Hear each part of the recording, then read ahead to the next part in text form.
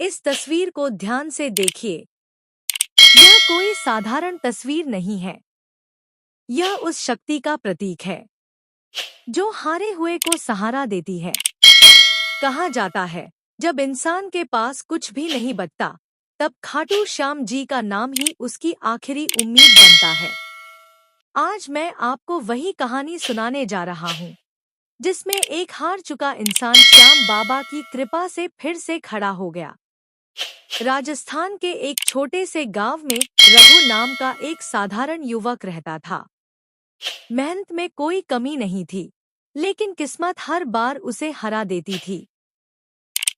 खेती में नुकसान, व्यापार में घाटा और ऊपर से कर्ज का बोझ।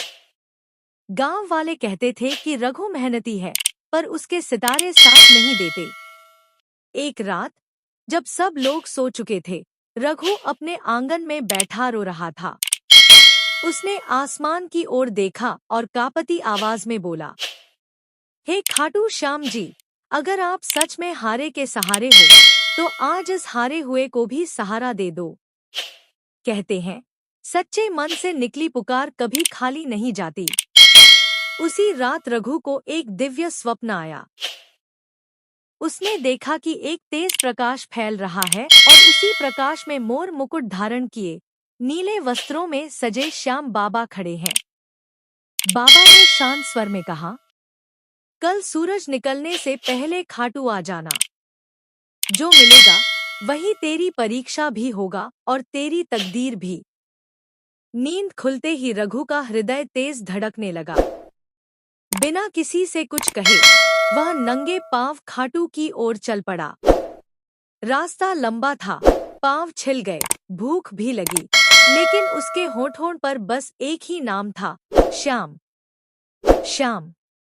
जैसे ही मंदिर के शिखर दिखाई दिए, उसकी आंखों से आंसू बहने लगे। मंदिर में प्रवेश करते ही वह श्याम बाबा के चरणों में गिर पड़ा और फूट फूट कर रोने लगा। उसी समय मंदिर के पुजारी ने उसे पास बुलाया और कहा, बेटा, दान पेटी के पास पड़ा यह सिक्का बाबा की ओर से तुम्हारे लिए है। रघु ने कांपते हाथों से उस सिक्के को उठाया और श्रद्धा से माथे से लगा लिया।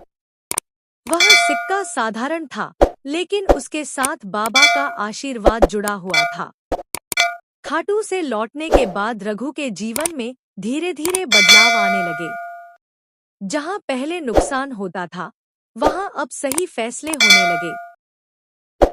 मेहनत सफल होने लगी, कर्ज उतरने लगा और सम्मान वापस लौट आया।